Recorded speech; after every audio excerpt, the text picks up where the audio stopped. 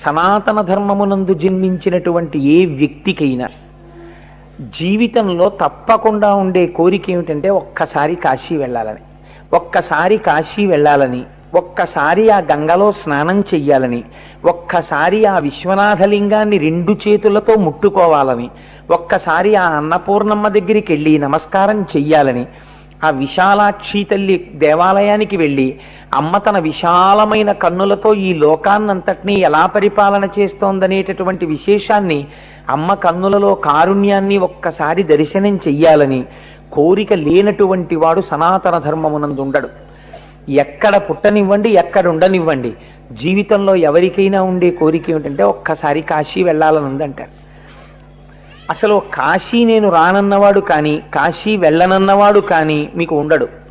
కాశీ పట్టణానికి వెళ్ళి ఆ విశ్వేశ్వరుణ్ణి దర్శించాలన్నది సనాతన ధర్మమునందున్నటువంటి ప్రతి